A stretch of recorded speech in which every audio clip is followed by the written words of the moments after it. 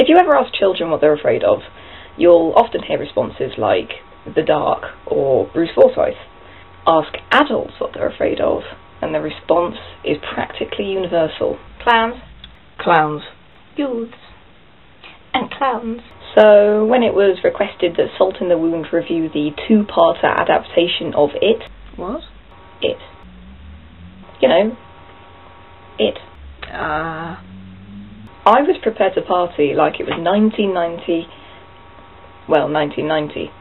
Nothing's gonna scare me more than a film with a murderous clown in it, or so I thought, clutching my koala in the dark, on my own. 3 hours went by. I think I've done more at toast.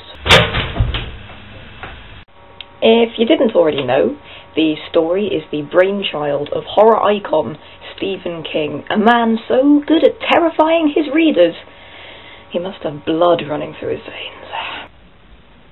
And unfortunately, where some of his stories have been turned into 6-star classics, others haven't survived the transformation from page to screen with quite the same grace.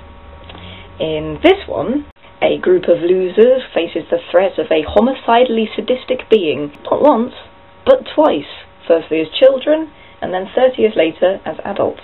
The eponymous It, Pennywise the Clown, is played with as much theatricality as Tim Curry can muster. Oh yes, they float, Georgie. They float. Unfortunately, the tongue-in-cheek humour oozing throughout his performance is lacking in the rest of the film, which might be why they decided to give him such minimal screen time and consequently make everything pretty underwhelming. The best analogy I can think of is this. Imagine The Goonies, Nightmare on Elm Street and The Thing, putting them all into a blender and then skimming off the filmmaking talent. Yes, this may be a television film, but as the significantly better Salem's Lot proves, just because you're denied a cinema release does not mean your audience should expect a decline in quality.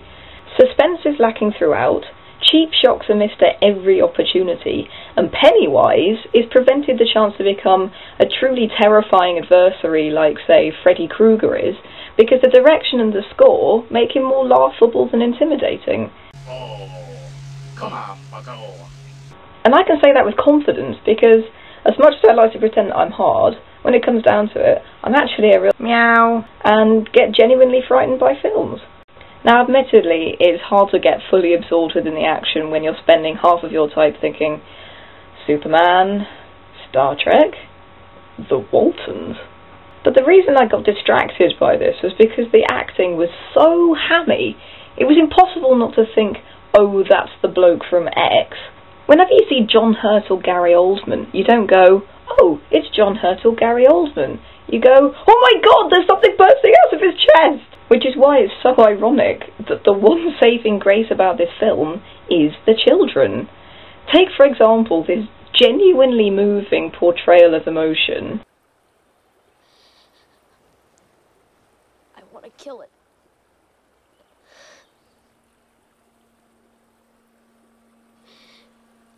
Help me. And compare it to this. Please. Which is almost laughable. The other positive is the fun that they were clearly having with the effects. But again, there were too few, they were too sporadic, and they were lacking in imagination. Thus, a -2 on the phonometer, which equates to a low-scoring 3 on a normal 5-star system.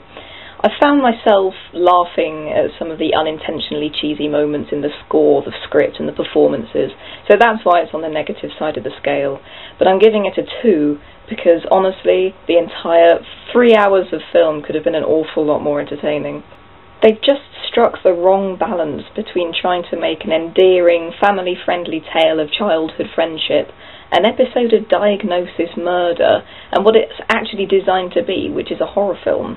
To its credit, I didn't turn it off, but that's predominantly because I was sitting there waiting throughout this 3-hour marathon for something totally awesome to happen.